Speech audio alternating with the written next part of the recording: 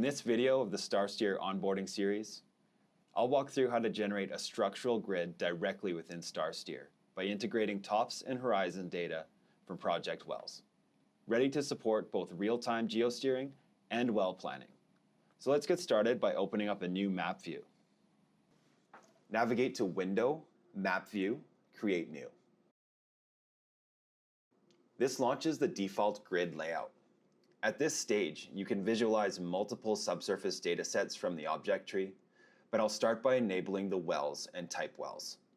And for spatial context, I'll activate our surface polygon overlays. Starting with regions, I can right-click Show All. Next, I'll do counties, and finally, the leases.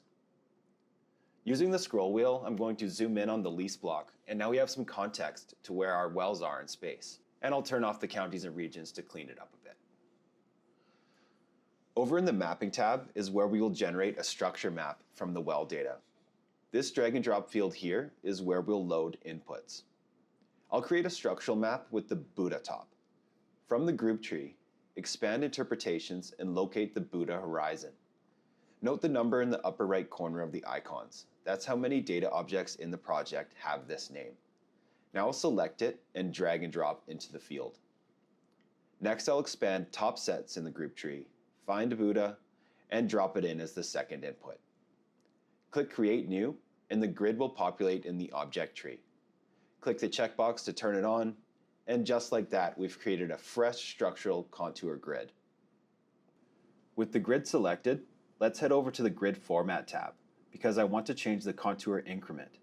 And I'll make it say 50, and I'll also turn on labels. And this time, to view the map, I'll use the magnifying glass icon here to bring all the data into view. I see some outliers in the northeast and depth anomalies here in the west, which is skewing the interpretation. So I'm going to constrain the map to a well list. Select the lasso tool from the top toolbar, or just press L on the keyboard. Click and drag around the wells to be included, and this selects all the wells that are highlighted in the object tree. Now simply right-click, Create New Well List. This list can now be used as a filter for our grid. So let's reactivate the Buddha grid, go to the Mapping tab, and use this drop-down to apply the well list. Then Update. And here we have a new map using only the well data from our well list. Now I'd like to crop this grid into a square, so I'll draw a new polygon. In the object tree, under the polygons group, I'll right-click, New Polygon. Then enable it, and over in the Polygon Format tab, I'll hit Edit Polygon. Then I'll just click on the map to set the first anchor node and draw my shape. For the final node, you simply click the first node and it'll close the polygon. Now let's activate my map and go back to the Mapping tab. And here I can drag the polygon into the Outline Input field here and hit Update. Now I would prefer a bit better of a resolution around the edges, so I'm going to adjust the grid step from the default of 1000 down to 100. And I'll hit Update again. Now see here, this is much tighter across the boundaries, and this will also improve the contour fidelity across the entire map. This grid is looking nice, but there's still more work to be done to filter the input data, because right now, this map is being created with every data point available from the wells in the well list. To demonstrate this, I'll go to the Grid Format tab and turn on Input Data. Now let's also focus on this Hartman lateral well. I'll zoom in and view it, the geosteering window and the map window side by side.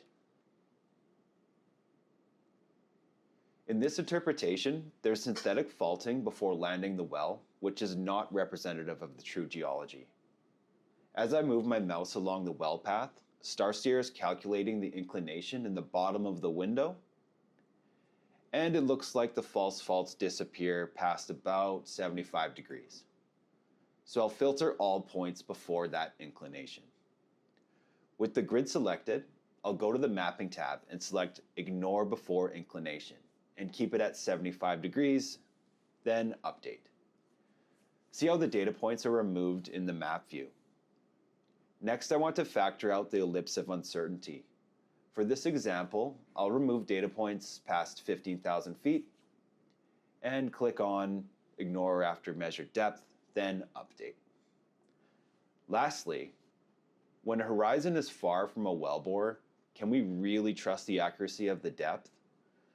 So to filter this data, we're going to use the vertical corridor, and I'll keep that at 50 feet. Now Update. As you can see in the map view, the number of data points has been filtered significantly, but there is still more that we can do to refine the grid further by manually editing bullseyes and contour lines to better reflect the true subsurface structure before we do a little bit of final formatting. So let's review our grid. You'll see in the northwest corner, there are some bullseyes around the surface hole locations. Now let's clean those up with the eraser tool. First, I'll create a copy of my grid. So right-click, copy, and then paste. Then back in the Grid Format tab, you select the Eraser tool. And then in the map view, simply click and drag to erase the bullseyes.